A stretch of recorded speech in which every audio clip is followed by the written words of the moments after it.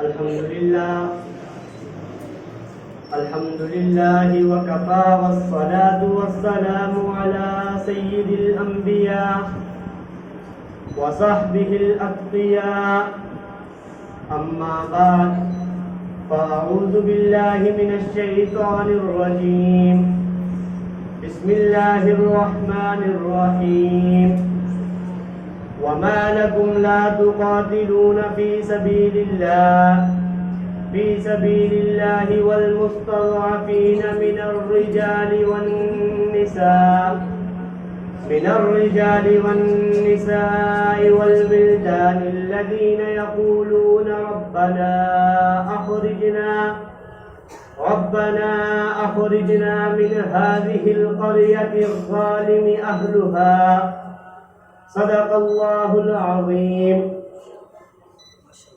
سنا رہا ہے انادل آج جشن آزادی، منا رہے ہیں اہل چمن آج جشن آزادی۔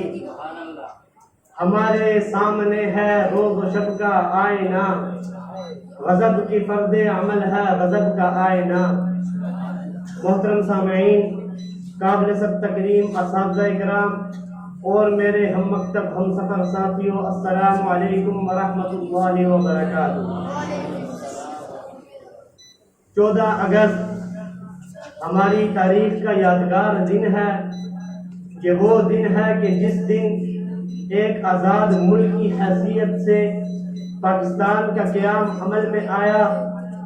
شاید کہ نئی نسل کو یہ بات معلوم نہیں کہ اس آزادی کے حصول کے لیے مسلمانان ہند نے کتنی قربانیاں دی، کتنے علماء کرام کو شہید کیا گیا، کتنے علماء کرام کو جیلوں میں ڈالا گیا، کتنے اہل وطن کو اپنے وطنوں سے جدا کر دیا گیا، کتنی بہنوں اور بیٹیوں کے عزتوں کو پامال کیا گیا، کتنے سہاگنوں کے سامنے ان کے سہاگ کو موت کے گھاٹ اتار دیا گیا، کتنے شوہروں کے سامنے ان کی بیویوں کی عزتوں کی دھجیاں اڑا دی گئی۔ سچ بات تو یہ ہے کہ آزادی کے حصول کے لیے ہمارے بزرگوں کو خون کے دریاؤں سے گزرنا پڑا، ہمارے بزرگوں کو آگ کے دریا پار کرنے پڑے۔ سچ بات تو یہ ہے کہ ہم نے آزادی کی نعمت کی قدر نہیں کی۔ ہر سال 14 اگست میں پورے ملک کو جھنڈوں اور جھنڈیوں سے سجاتے بھی ہیں، تقاریر بھی ہوتی ہیں، نغمے بھی ہوتے ہیں، عمل سے خالی تقاریر بھی ہوتی ہیں، لیڈران کرام اپنے بیان بھی جاری کرتے ہیں، جلسے اور جلوس بھی ہوتے ہیں، مگر سچ بات تو یہ ہے کہ ہر کوئی اپنی مستی میں مگن ہے۔ مگر سچ بات تو یہ ہے کہ ہم نے اپنے ہمارے بزرگوں نے تحریک پاکستان کے وقت جو وعدے کیے تھے، ہم نے ان وعدوں کو پورا نہیں کیا۔ اگر ہم سنجیدگی کی نگاہ 76 سالہ تاریخ پر ڈالیں تو ہمیں اپنی کامیابیوں کی خوشی کم، ناکامیوں کا غم زیادہ محسوس ہوتا ہے۔ ہم نے من حیث القوم اپنے رب سے یہ وعدہ کیا تھا کہ ہم اس ملک میں اسلامی قانون کو نافذ کریں گے، مگر کہاں ہے وہ اسلامی نظام؟ ہم نے یہ وعدہ کیا تھا کہ یہاں سماجی مساوات ہوں گی، یہاں معاشی عدل و انصاف ہوگا، یہاں انسانی حقوق کا تحفظ قائم کیا جائے گا، یہاں معاشی عدل و انصاف ہوگا، یہاں انسانی حقوق کا تحفظ قائم کیا جائے گا، یہاں ظلم و استحصال کے ہر بت کو توڑ دیا جائے گا، ہم کشکول گدائی کو توڑ دیں گے، لیکن اللہ کے علاوہ کسی اور کے سامنے ہاتھ نہیں پھیلائیں گے۔ ہم نے اپنے رب سے یہ وعدہ کیا تھا کہ اس ملک کو ایک آزاد اور خود مختار قوم کی حیثیت سے چلائیں گے، لیکن اپنے دل پہ ہاتھ رکھ کے یہ بات بتائیے کہ کہاں گئے وہ وعدے؟ کس نے یہ وعدے پورے کیے؟ ہم نے تو اپنے رب سے بے وفائی کی، ہم نے تو اپنی قوم سے بے وفائی کی۔ کیا یہ حقیقت نہیں کہ ہمارے ہاں شریفوں کو دبایا جاتا ہے؟ کیا یہ حقیقت نہیں ہمارے ہاں رشوت کو عام قرار دیا جا رہا ہے؟ کیا یہ بات حقیقت نہیں کہ ہمارے ہاں رشوت کے بغیر کوئی جائز کام بھی پورا نہیں ہوتا؟ کیا یہ بات حقیقت نہیں کہ ہمارے ہاں اعلیٰ عوانوں میں معزز ممبرانوں کی بھیڑ بکریوں کی طرح بولی لگائی جاتی ہے؟ کیا یہ بات حقیقت نہیں کہ ہمارے اندر سے اجتماعیت ختم ہو چکی ہے، ہر شخص اپنے فرقے کو لے کے چل رہا ہے؟ کیا یہ بات حقیقت نہیں کہ مذہب کے نام پر لوگوں کا بے دریغ قتل کیا جا رہا ہے؟ کیا یہ بات حقیقت نہیں کہ جہاد کو دہشت گردی قرار دیا جا رہا ہے؟ کیا یہ بات حقیقت نہیں کہ علماء طلباء کو تنگ کیا جا رہا ہے؟ کیا یہ بات حقیقت نہیں علماء کو چوک چوراہوں پہ شہید کیا جا رہا ہے؟ کیا یہ بات حقیقت نہیں کیا یہ بات حقیقت نہیں کہ مدارس کو دہشت گردی کا گھر قرار دیا جا رہا ہے؟ کیا یہ بات حقیقت نہیں کہ ہماری میڈیا مساجد کے خلاف، مدارس کے خلاف جھوٹی افواہیں اڑا کر ان مدارس کو بدنام کر رہی ہے؟ کیا یہ بات حقیقت نہیں ہمارے یہاں سود کو عام قرار دیا جا رہا ہے؟ کیا یہ بات حقیقت نہیں کہ ہمارے یہاں حرام کو حلال قرار دیا جا رہا ہے؟ آج ہونا تو یہ چاہیے تھا، آج بجائے نظم اور تقریروں کے، آج بجائے ان پروگراموں کے، ہم سب یہ مل کے عزم کرتے کہ ہم اس ملک سے رشوت کو ختم کریں گے۔ آج ہونا تو یہ چاہیے تھا کہ ہم سب جلوس کی شکل میں اس بات کے اپنے حقوق منواتے، ہم اپنے یہ حقوق سامنے رکھتے کہ اس ملک سے رشوت کے نظام کو ختم کر دیا جائے۔ لیکن آج تو یہ ہو رہا ہے کہ ہر حرام کام کو اس ملک کے حلال قرار دیا جا رہا ہے۔ آج ہونا تو یہ چاہیے تھا ہم سب اس بات کا عزم کرتے کہ ہم سب ایک صورت میں جاتے اور اس بات کو منواتے کہ اس وقت تک ہم سکون سے نہیں بیٹھیں گے جب تک اس پاک ملک سے دشمنان دین کا خاتمہ نہ کر لیں۔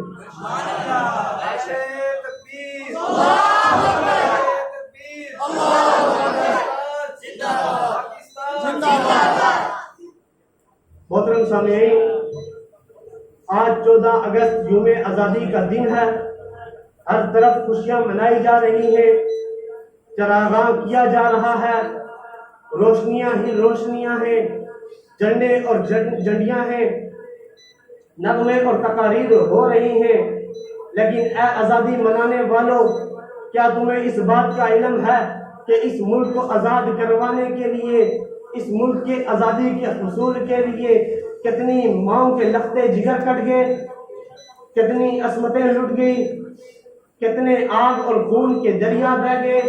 مگر اے آزادی منانے والوں، کیا آزادی اس چیز کا نام ہے کہ یہاں فحاشی کو عام کر دیا جائے؟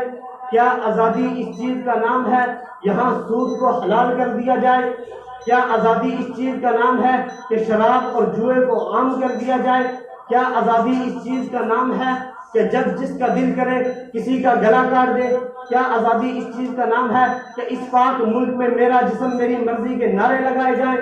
کیا آزادی اس چیز کا نام ہے کہ جب جس کا دل چاہے کسی کا بھی حق دبا لے؟ نہیں، یہ آزادی نہیں، بلکہ یہ تو آج کے دور کا ایک بہت بڑا فتنہ اور فساد ہے۔ محترم سامعین، آج ہمارے ملک کی مالی صورتحال یہ ہے کہ ملک ہمارا خربوں کا مقروض ہے، سود در سود روزانہ ان قرضوں میں اضافہ ہو رہا ہے۔ پاکستان کا ہر گھرانہ لاکھوں روپے کا مقروض ہے، اور قرضے اس لیے لیے جا رہے ہیں صرف ان وزیروں، افسروں اور حکومتی عہدیداروں کی عیاشیوں اور بدماشیوں کے لیے یہ قرضے لیے جا رہے ہیں۔ ہر شخص اس مہنگائی کے دور میں خودکشی کرنے پہ مجبور ہوا ہے۔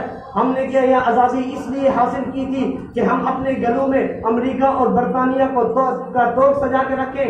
کیا ہم نے یہ آزادی اس لیے حاصل کی تھی کہ IMF اور ورلڈ بینک کی غلامی کا توق اپنے گلوں میں سجا کے رکھیں؟ نہیں، ہم نے یہ غلامی اس لیے ہم نے یہ آزادی حاصل نہیں کی تھی، بلکہ ہم نے یہ آزادی حاصل کی تھی کہ ایک آزاد ملک میں، ایک اپنے آزاد ملک میں اپنی حیثیت کے مطابق اللہ اور اس کے رسول کی غلامی کریں گے۔ لیکن آج ایسا نہیں ہوا، بلکہ ہمارے حکمرانوں نے اپنے گلوں میں غلامی کا توق سجا رکھا ہے، اپنے گلوں میں IMF اور ورلڈ بینک کی غلامی کا توق سجا کے رکھا ہے۔ وہ ان کو جو حکم کرتے ہیں، کبھی کہتے ہیں گیس مہنگی کر دو، جی کر دی، کبھی کہتے ہیں بجلی کے ریٹ بڑھا دو، جی بڑھا دیا، کبھی کہتے ہیں پیٹرول مہنگا کر دو، جی کر دیا، کبھی کہتے ہیں کہ ان نوجوانوں کو بے روزگار کر دو، تو پورے کے پورے جتنے بھی اپارٹمنٹ ہوتے ہیں خالی کر دیے جاتے ہیں، نوجوان بے روزگار ہو جاتا ہے۔ نہیں، بلکہ اے مسلمانوں، اگر تم لوگ آج یکجا ہو کر اللہ اور اس کے رسول کی غلامی کو قبول کرتے تو یہ حکمران آج IMF اور ورلڈ بینک کے مقروض نہ ہوتے، بلکہ اللہ اور اس کے رسول پہ اللہ اور اس کے رسول کا نظام قائم ہو جاتا۔ لیکن نہیں، ایسا نہیں ہوا۔